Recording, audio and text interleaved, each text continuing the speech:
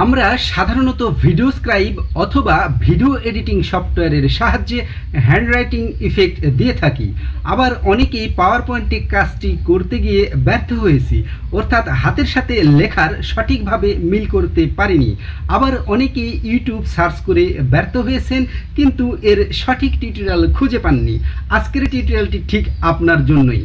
আজ আমি দেখাবো পাওয়ার পয়েন্টে হ্যান্ডরাইটিং ইফেক্ট কিভাবে দিতে হয় এবং হাতের সাথে লেখার একেবারে সঠিক মিল কিভাবে করতে হয়। টিউটোরিয়ালটি হবে দুটি পর্ব নিয়ে। কাজটি দেখতে হলে কিংবা শিখতে হলে দুটি পর্বই মনোযোগ সহকারে পুরোপুরি দেখতে হবে। আমি নাজমুল হক আপনাদের সাথে আছি, আপনারাও সাথেই থাকবেন। আজ দেখবেন টিউটোরিয়ালটির দ্বিতীয় পর্ব। গত পর্বে দেখিয়েছি এই লেখাগুলোকে টুকরো টুকরো করে কিভাবে শেপে পরিণত করতে হয় এবং অ্যানিমেশনগুলো দিতে হয়। প্রথম পর্বের লিঙ্ক ডিসক্রিপশন বক্সে দেওয়া থাকবে, সেখান থেকে অথবা ইউটিউব চ্যানেলে বিএসসি স্যারে গিয়েও দেখে নিতে পারেন। আজ আমি দেখাবো এই লেখার সাথে হাতের একেবারে সঠিক মিল কিভাবে করতে হয়। টিউটোরিয়ালটি সম্পূর্ণ মনোযোগ সহকারে দেখলে পাওয়ার পয়েন্টের অ্যানিমেশনের নতুন কিছু শিখতে পারবেন বলে আশা করছি। কাজেই স্কিপ না করে সম্পূর্ণ টিউটোরিয়াল মনোযোগ সহকারে দেখার জন্য আমন্ত্রণ রইল। প্রথমে এই অ্যানিমেশন প্যানের আমার স্পেসটা একটু ড্র্যাগ করে বড় করে নেব, যেন অ্যানিমেশনগুলো সহজেই বোঝা যায়। এখন প্রথম অ্যানিমেশনটা কিন্তু আমার স্টার্ট উইথ প্রিভিয়াস রয়েছে, যেন স্লাইড শোতে যাওয়ার সাথে সাথে অ্যানিমেশনটা শুরু হয়। দ্বিতীয় অ্যানিমেশনটা স্টার্ট আফটার প্রিভিয়াস, আর দ্বিতীয় অ্যানিমেশনের সাথে যতগুলো ওয়াইপ অ্যানিমেশন আছে সবগুলো স্টার্ট উইথ প্রিভিয়াস রয়েছে। আর এই যে কাস্টম পাথ রয়েছে, কাস্টম পাথগুলো এই হাতের অ্যানিমেশন। এই কাস্টম পাথ কিন্তু আমার স্মুথলি হওয়ার জন্য শুরু থেকে আস্তে করে শুরু হয় এবং শেষে গিয়ে আস্তে করে শেষ হয়। কাজেই কাস্টম পাথগুলো একই মাপে হওয়ার জন্য সবগুলো কন্ট্রোল ধরে আমি সবগুলো এইভাবে কন্ট্রোল ধরে সিলেক্ট করব। এই কাস্টম পাথগুলো কিন্তু প্রত্যেকটি ওয়ার্ডের ওয়াইপ অ্যানিমেশন শেষে দেওয়া রয়েছে, অর্থাৎ প্রত্যেকটি ওয়ার্ডের পর আমার যে একটি গ্যাপ রয়েছে ওই গ্যাপটি হাতটা পরিবর্তন হওয়ার জন্য আমার অতিরিক্ত একটি কাস্টম পাথ দেওয়া আছে। এভাবে করে যতগুলো কাস্টম পাথ সবগুলো কন্ট্রোল ধরে গিয়ে ছোট্ট তীরে ড্রপ ডাউনে ক্লিক করে ইফেক্ট অপশানে যাব। ইফেক্ট অপশান থেকে স্মুথ স্টার্ট এবং স্মুথ এন্ড এখান থেকে 0 করে দেব। 0 করে দিলে আমার শুরু থেকে এবং শেষ পর্যন্ত হাতটা একই মাপে যাবে। এই একই মাপে যাওয়ার জন্য আমি স্মুথ স্টার্ট স্মুথ এন্ড 0 করে দিলাম। এখন এই এন্ট্রান্সের ওয়াইপ অ্যানিমেশনগুলো যতগুলো রয়েছে এগুলো অ্যানিমেশন কিন্তু এই দৈর্ঘ্যের অনুপাতে দিতে হবে, অর্থাৎ প্রত্যেকটি অংশ দৈর্ঘ্য যতটুকু সেই অনুপাতে আমাকে দিতে হবে। তার আগে আমি এই অ্যানিমেশনটা কোন অংশে দিচ্ছি সেটা বোঝার জন্য আমি কি করব, সেটা বুঝতে হলে আমাকে সিলেকশন প্যান ওপেন করতে হবে। আমি হোমে যাব, হোম থেকে সিলেক্টে যাব, সিলেক্ট থেকে এখানে সিলেকশন প্যানে ক্লিক করে সিলেকশন প্যানটি ওপেন করে নেব। তাহলে আমার বুঝতে সুবিধা হবে যে কোন অংশে আমি কাজটা করছি। এখন প্রত্যেকটা অংশ কিন্তু আমার ছোট বড় রয়েছে, অর্থাৎ একটি ওয়ার্ডের প্রত্যেকটা অংশ কম বেশি করে কাটা রয়েছে। কাজেই এটার অ্যানিমেশন যতটুকু সময়, ছোটোটার অ্যানিমেশন ততটুকু সময় দিলে কিন্তু চলবে না। এই অ্যানিমেশনের টাইমটা দেখার জন্য আমি অ্যানিমেশনে ক্লিক করে এই ডিউরেশন টাইম 0.50 দেখতে পাচ্ছি। একইভাবে আমি প্রত্যেকটা সিলেক্ট করে আমি ডিউরেশন টাইমটা দেখতে পারবো। এই আমি যদি ছোটোটার কোনো অংশের ডিউরেশন টাইম দেখতে চাই তাহলে এই ছোট্টটা একইভাবে আমি সিলেক্ট করে এখান থেকে আমি ডিউরেশন টাইম দেখবো, সেম রয়েছে অর্থাৎ 0.5। কিন্তু এই দুইটার ডিউরেশন টাইম সেম হলে কিন্তু হাতটা যেতে একই সময় হলে চলবে না, কারণ বড়টার বেশি সময় লাগবে। এখন বড়টার দৈর্ঘ্য কতটুকু দেখার জন্য ফরম্যাটে যাব। ফরম্যাটে গেলে হাইট ওয়াইট দেখতে পাবো। আমার যেটা দৈর্ঘ্যটা বেশি, এখানে হাইট ওয়াইটের মধ্যে যেটা বেশি রয়েছে সেটা কিন্তু আমার দৈর্ঘ্য, এবং সেই অনুপাতে আমাকে অ্যানিমেশনটা ডিউরেশন টাইম ঠিক করে দিতে হবে। এখন সেই অনুসারে দিতে গেলে আমাকে করতে হবে কি, একই আমি দৈর্ঘ্য যতটুকু রয়েছে সেটা সিলেক্ট করে কন্ট্রোল সি চেপে কপি করব। কপি করে আমি অ্যানিমেশনে ক্লিক করে ওইটার অ্যানিমেশন ডিউরেশনে গিয়ে আমি সিলেক্ট করে কন্ট্রোল ভি দিয়ে এই ইঞ্চি অংশটুকু কেটে দেবো। ওই দৈর্ঘ্যের যে ইঞ্চি অংশ কেটে দিলে আমার এটা ডিউরেশন টাইম হয়ে গেল 0.5 থেকে 1.87। একইভাবে আমি যদি পরবর্তী অংশের দৈর্ঘ্য জানতে চাই, পরবর্তী অংশটা সিলেক্ট করে আমি ফরম্যাটে যাব। ফরম্যাট থেকে দৈর্ঘ্যটি দেখতে পাচ্ছি 1.26 রয়েছে।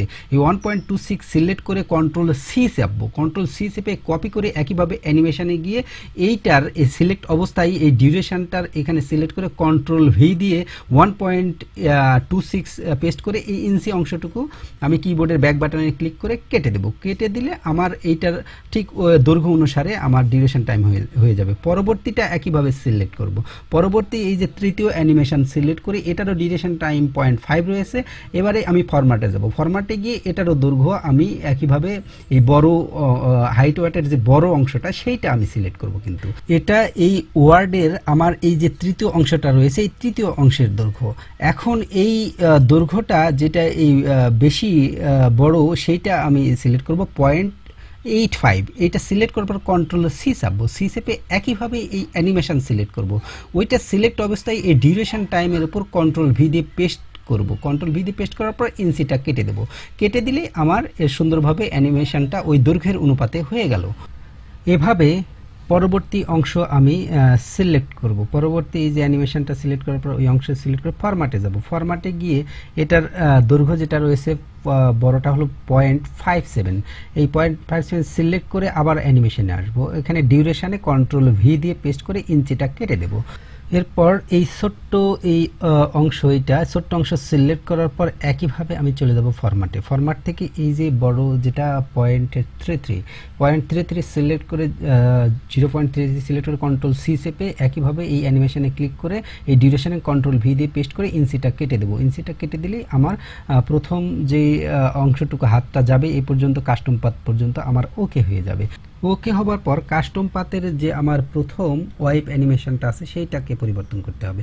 তো ওই কাস্টম পাথের প্রথম অ্যানিমেশন সিলেক্ট করে ফরম্যাটে গিয়ে এই যে প্রথম অংশের যে দৈর্ঘ্যটা আছে এটা কন্ট্রোল সি চেপে এখানে ডিউরেশন এসে অ্যানিমেশন ডিউরেশন কন্ট্রোল ভি দিয়ে পেস্ট করে ইঞ্চি কেটে দিলে আমার হয়ে যাবে। এভাবে করে আমি প্রত্যেকটা অ্যানিমেশন ওয়াইপ অ্যানিমেশন পরিবর্তন করে সুন্দরভাবে ওই দৈর্ঘ্যের সাথে আমি মিল করে দিয়ে দেবো। জানি না আমি কতটুকু বুঝাইতে সক্ষম হয়েছি। আমি বোঝাতে চাচ্ছি যে প্রত্যেকটা যে শেপ আলাদা আলাদা করে কেটেছিলাম এই শেপের দৈর্ঘ্য কিন্তু একটু কম বেশি রয়েছে, অর্থাৎ পরিবর্তন সেভাবে আমাকে অ্যানিমেশনটা পরিবর্তন করে দিতে হবে যেন হাতটা ওই দৈর্ঘ্যের সাথে বেশি দৈর্ঘ্যেরটা একটু বেশি সময় নিয়ে কম দৈর্ঘ্যেরটা কম সময় নিয়ে অর্থাৎ অনুপাতটা ঠিক রেখে স্মুথ গতিতে একইভাবে হাতটা ওই লেখার উপর দিয়ে চলে যায়। সেজন্য আমাকে এই কাজটি সুন্দরভাবে করতে হবে।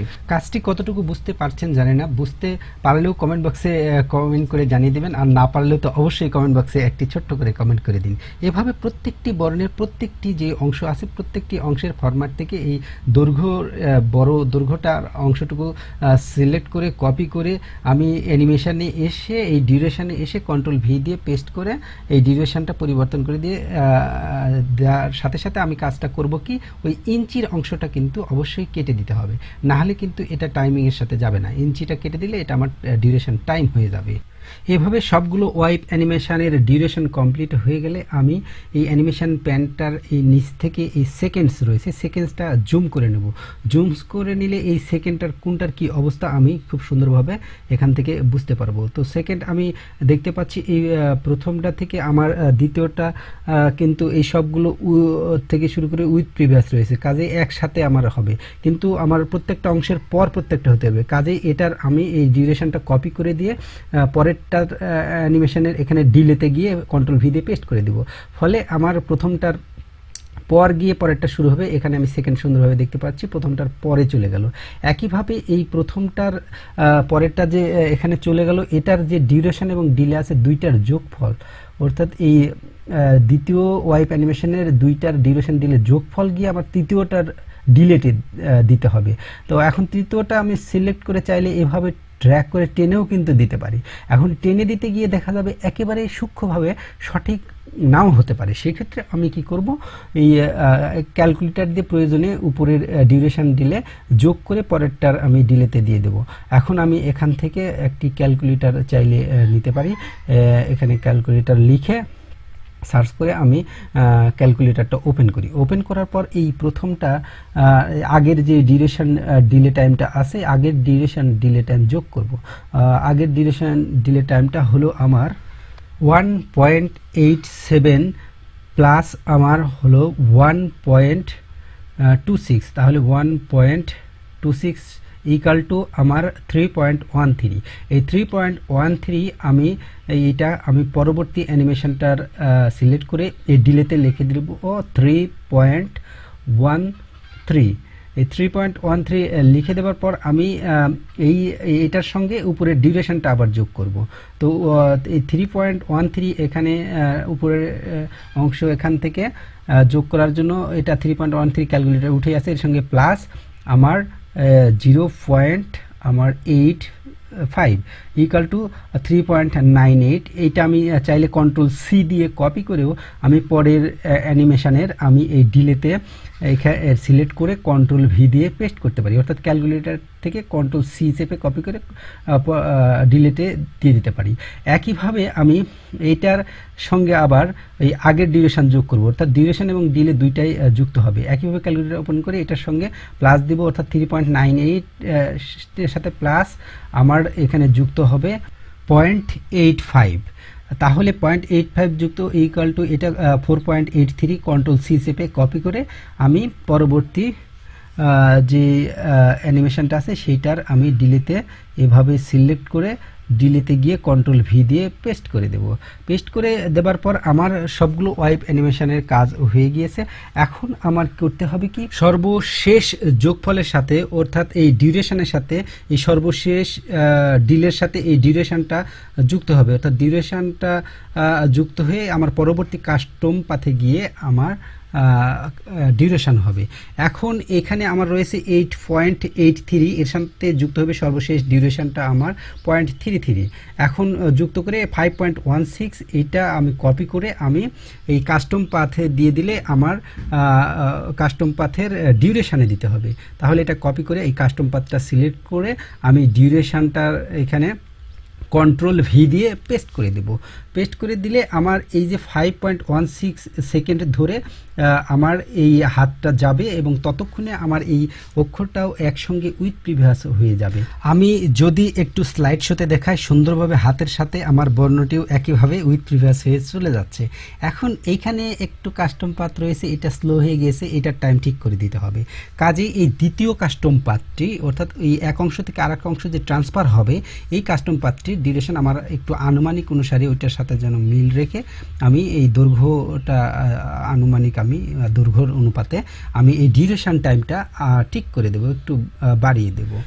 একইভাবে আমি পরবর্তী ওয়াইপ অ্যানিমেশনের ডিউরেশন এবং ডিলে যোগ করে তারপরের অ্যানিমেশনের ওয়াইপ অ্যানিমেশনের ডিলেতে দিয়ে দেবো। এটার যেহেতু ডিলে 0 রয়েছে, শুধু ডিউরেশনটা আমার তাহলে কপি করে আমি পরবর্তী ডিলেতে দিয়ে দেবো। এটা সিলেক্ট করে কন্ট্রোল সি চেপে কপি করে আমি তারপরের অ্যানিমেশনটা আমি সিলেক্ট করব। সিলেক্ট করার পর এটার ডিলেতে কন্ট্রোল ভি দিয়ে এটা পেস্ট করে দেব, দিলে আমার হয়ে গেল। এখন এটার ডিউরেশন ডিলে দুইটা আবার যোগ করব ক্যালকুলেটর থেকে। ক্যালকুলেটর আমি 0 করে নিই, সি চেপে 0 করে নেবার পর আমি এইটা আমার কি করব, এটা ডিলে রয়েছে 4.2 প্লাস আমার এইটার সাথে যুক্ত হবে প্লাস 0.85, এখানে পয়েন্ট দিয়ে আমি দিলাম 85 ইকুয়াল টু আমার আসলে হলো 1.25। এটা ক্যালকুলেটর থেকে কন্ট্রোল সি চেপে কপি করে আমি পরবর্তী অ্যানিমেশনের ওয়াইপ অ্যানিমেশনের এই ডিলেতে কন্ট্রোল ভি দিয়ে পেস্ট করে দেব।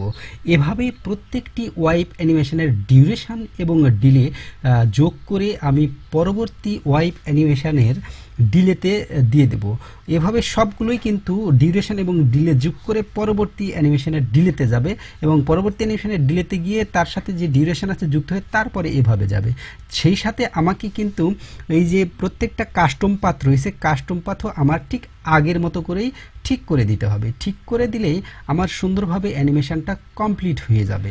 একটি ওয়ার্ড কমপ্লিট হবার পর আমি স্লাইড শোতে গিয়ে দেখব সুন্দরভাবে হাতের সাথে লেখাটি ওয়াইপ অ্যানিমেশন সাথে এই যে আমার কাস্টম পাথটা রয়েছে অর্থাৎ এই কলমের সাথে লেখাটা সুন্দরভাবে চলে যাচ্ছে। এই যে লেখাটা মিলকরণ, এইভাবে প্রত্যেকটি বর্ণই কিন্তু আমার ওয়াইপ অ্যানিমেশন এবং কাস্টম পাথগুলো এই ঠিক প্রথম বর্ণটি যেভাবে করলাম পরের বর্ণগুলো একইভাবে আমাকে করে দিতে হবে। সম্পূর্ণ কাজটি আমার একটু ধৈর্য ধরে সুন্দরভাবে করতে হবে। ক্যালকুলেটর যেন প্রত্যেকটি ডিউরেশন ডিলের টাইমটা যোগ করতে ভুল না হয় সেদিকে আমাকে লক্ষ্য করতে হবে। আমি ভালো মানুষ, আমার নাই কোনো দোষ, বলে দিও তোমার বাবা মাকে, চিঠি লিখলাম কি লিখলাম তোমাকে, পড়ে জবাব দিও গো আমাকে। জি হ্যাঁ, লেখাটি কেমন লাগলো নিশ্চয়ই কমেন্ট বক্সে জানিয়ে কমেন্ট করে দেবেন।